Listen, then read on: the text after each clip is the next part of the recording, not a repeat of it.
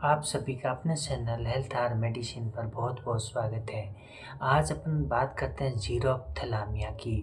जीरोप्थेलामिया यानी vitamin A की कमी से होने वाली एक बीमारी का नाम है, यानी ड्राई आई। इसका दूसरा नाम है ड्राई आई। इसको सिक्का सिंड्रोमा भी कहते हैं, सिक्का सिंड्रोम भी कहते हैं। इसके अलावा आंसू नहीं बनना, मतलब आंसू नहीं बनते हैं, ड्राई आँखें हो जाती हैं, आँखें सूख जाती हैं। उस बीमारी के बारे में अपन बात करेंगे। केराटाइटिस सिका भी कहते हैं इसे, चिका सिंड्रोम भी कहते हैं इसे, जीरोप्थेलामिया भी कहते हैं इसे, ड्राई आई भी कहते हैं इसे। यानी इसमें डिक्रीज हो जाते हैं टीयर प्रोडक्शन। इसके होने के कई कारण हैं। प्रमुख कारण होता है विटामिन ए की कमी। विटामिन ए की कमी होती है तब ये हो जाता है, यानी आंखें सूख जाती हैं, आंखें सूखने लग जाती है। वैसे अक्सर ज़्यादा शराब पीते हैं तो उसमें भी ये होती है, शराब पीने से भी ये बीमारी होती है। इसके अलावा लंबी उम्र हो, मतलब ओल्ड एज हो जाती है, उम्र बढ़ जाती है, तो भी उस कंडीशन में ये बीमारी होती है। ऑटो इम्यून विकार हो तो भी हो जाता है, या लॉन्ग ड्राइविंग करते हैं, लंबी ड्राइविंग करते हैं कंटिन्यू, तो उनमें भी होने की संभावना रहती है। अक्सर रात में ज़्यादा ड्राइविंग करते हैं तो उनमें भी ये संभावना होती है। इसके अलावा जो लंबे समय तक फ़ोन देखते हैं, बच्चों में विशेष तौर पे ध्यान रखना है, बच्चों को फ़ोन नहीं देना। छोटे छोटे बच्चों को अपन फ़ोन देते हैं ना, उनमें ये तकलीफ़ होती है, यानी आँखें सूख जाती है। तो बच्चों को फ़ोन नहीं देना चाहिए और बड़ों को भी फ़ोन कम देखना चाहिए, मतलब फ़ोन देखने से भी ये बीमारी होने लगी है। एक प्रमुख कारण ये भी बन रहा है इसका।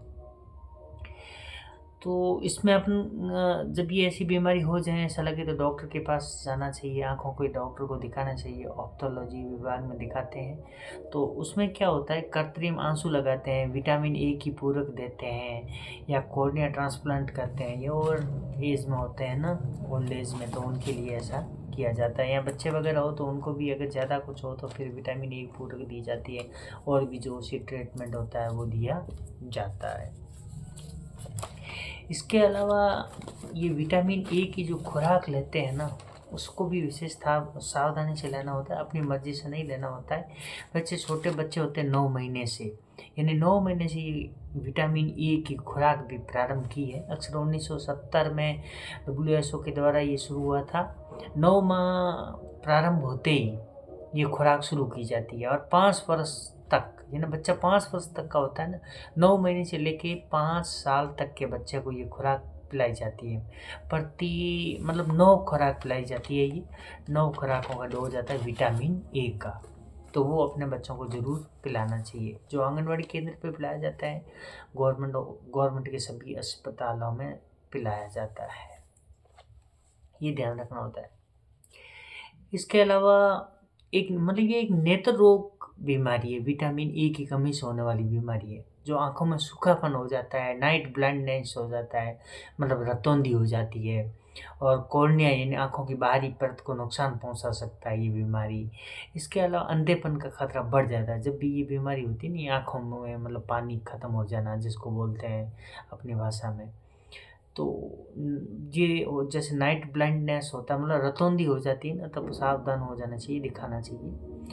ये भी एक कारण होता है, उससे अंधापन ज़्यादा बढ़ जाता है, यानी आँखों का सूखापन है, कम रोशनी में देखने की क्षमता ख़त्म हो जाती है, नहीं देख पाते हैं। या कॉर्निया का सख्त हो जाना है, यानी केराटोमलेशिया बोलते हैं जिसको, कॉर्निया का अपारदर्शी हो जाना, ये भी एक कारण बनता है। तो ऐसा हो तो तुरंत डॉक्टर को दिखाएं, यानी आंखें सूख जाती हैं ना, तो तुरंत अपने डॉक्टर को दिखाना चाहिए।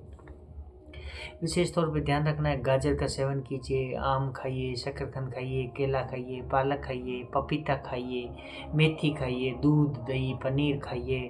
कोई मांसाहारी वगैरह है तो वो मांस मछली अंडा खाते हैं तो उनमें भी विटामिन ए पाया जाता है।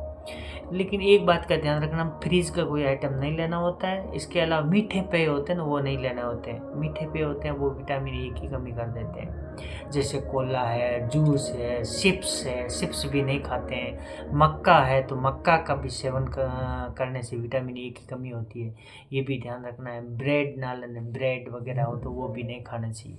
मतलब बाज़ार के आइटम जहाँ तक हो उनसे दूरी बना के रखने में ही फ़ायदा है। गर्भावस्था में 770 mg, मतलब गर्भावस्था हो ना, प्रेगनेंसी तब 770 mcg चाहिए होता है विटामिन ए पूरक डोज।